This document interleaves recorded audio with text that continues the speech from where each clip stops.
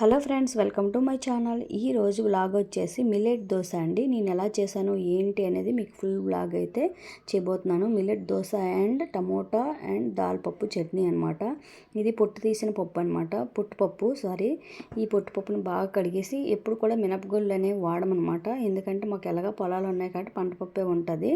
So లేకపోయినా సరే వేరే దగ్గర ఉన్నా సరే పొట్టు మినపప్పే కొంటాను. దానివల్ల చాలా బెనిఫిట్స్ ఉన్నాయి.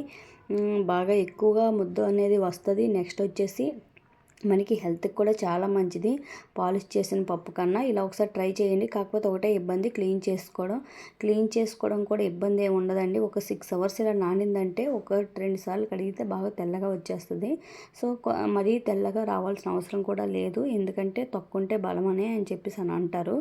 సో ఇవి మిల్లెట్స్ అనమాట. బాగా నానబెట్టాను ఒక 6 అవర్స్. ఇవి బాగా కడిగేసి స్టైనర్లో వడపెట్టుకున్నాను. ఫస్ట్ మనము ఎప్పుడైనా రైస్ కానీ ఈ మిల్లెట్స్ కానీ ఇంకే వేసుకున్నా ఫస్ట్ గ్రైండర్లో మిల్లెట్స్ వేసుకోవాలి, లేదా రైస్, మీరు ఏది యూజ్ చేస్తే అది. ఎందుకంటే పప్పు అనేది వేగంగానే నలిగిపోద్ది, మిల్లెట్స్ నలగడానికి కొంచెం టైం పడుతుంది. అలాగే రైస్ కూడా కొంచెం బరకగా అయిపోతాయి.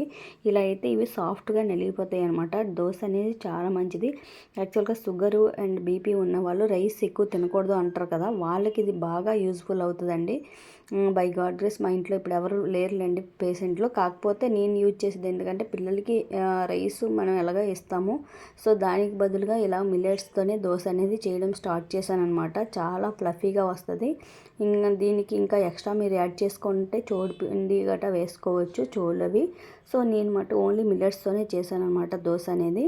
సో ఇలా గ్రైండర్లో బాగా పేస్ట్ అయ్యిందా లేదా చెక్ చేసుకోండి. వన్స్ పేస్ట్ బాగా మెత్తగా అయ్యింది అన్నప్పుడు మనం పప్పు అందులో కొద్దిగా అటుకులు వేసుకున్నానండి, ఎందుకంటే మనం ఇంకేమీ వేయలేదు కాబట్టి రైస్ అది. సో ఫ్లఫీగా రావడానికి, సాఫ్ట్గా దోశ అనేది మనకి పెనం మీద నుంచి వచ్చేయాలి, లేదంటే ముద్దలా అయిపోద్ది అనమాట. ఈ మిల్లెట్స్తో ఇడ్లీ కూడా చేసుకోవచ్చండి. ఇడ్లీ చాలా బాగా వస్తుంది. నెక్స్ట్ వీడియోలో తప్పకుండా మిల్లెట్స్తో ఇడ్లీ ఎలా చేసుకోవాలో చూపిస్తాను. మీకు ఎవరికైనా కావాలంటే కామెంట్ చేయండి. మ్యాక్సిమం ఎవరికి అవసరం ఉండదు, కాకపోతే నేను ఎలా చేస్తున్నానో తెలుసుకోవడానికి మాత్రమే పెడుతున్నాను అనమాట. ఎందుకంటే ఇప్పుడు రైస్ కానీ కోటా రైస్ కానీ చాలామంది యూజ్ చేస్తారు, యూజ్ చేయొచ్చు. కాకపోతే రైస్ ఎక్కువగా తినకూడదు, డైట్ ఫాలో అవుతాము అన్న వాళ్ళకి ఇది బెస్ట్ ఆప్షన్ అనమాట. మెయిన్లీ షుగర్ బీపీ పేషెంట్లకి. నెక్స్ట్ వాళ్ళకి ఒక డౌట్ ఉండొచ్చు, దోశ బాగానే వస్తుందా లేదా అని. చూడండి ఎంత ఈజీగా వచ్చేస్తుందో, కాకపోతే కలర్ కొంచెం బ్రౌన్గా అనిపిస్తుంది అంతే.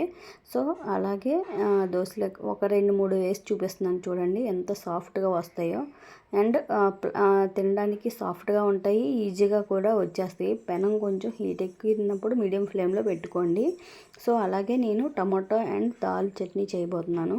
సో అది కూడా చాలా టేస్టీగా ఉంటుంది. ఇలాగ లైట్గా సైడ్స్లో ఆయిల్ వేసుకోండి. మీకే చూపిస్తాను చూడండి ఎంత ఈజీగా ఊడొచ్చేస్తుంది అనేది.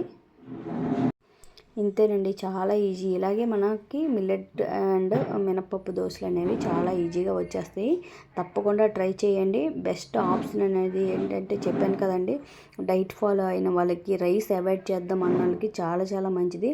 లేదు పిల్లలకైనా ఇంట్లో వాళ్ళైనా హెల్తీగా తింటాము, రైస్ క్వాంటిటీ తగ్గించుకుంటాం అనే వాళ్ళకి బెస్ట్ ఆప్షన్ అనమాట. మా ఈ మిల్లెట్ దోశ మీకు నచ్చినట్లయితే please like, share and subscribe to my channel. Thank you for watching అండి. ఇప్పుడు ఇవి దోశలన్నీ వేసేసాను. ఇప్పుడు వీటిని సర్వ్ చేసుకోవడమే. Already tomato dal chutney mixie పట్టేసి తాలింపు వేసుకున్నాను. ఇప్పుడు ఇది సర్వ్ చేసేస్తున్నాను. మార్నింగ్ బ్రేక్ఫాస్ట్ అయితే ఈరోజు ఇదేనండి. ఇదే తినేసి స్కూల్కి వెళ్తారు పిల్లలకి. టేస్ట్ కూడా ఏమి మనకి తేడా ఉండదు, రైస్కి దీనికి టేస్ట్ కూడా చాలా బాగుంటుంది. ఎక్స్ట్రాగా ఫ్లఫీగా వస్తుంది అనమాట, చాలా టేస్టీగా. ఒకసారి ట్రై చేయండి. ఇన్ కేస్ తెలిసిన వాళ్ళు ఎలా ఉంటే కామెంట్ చేయండి ఈ దోశ గురించి. Thank you for watching friends. మరో మంచి వీడియోతో మీ ముందుకు వస్తాను. అంతవరకు మా ఛానల్ని సబ్స్క్రైబ్ చేసుకోండి. Bye bye.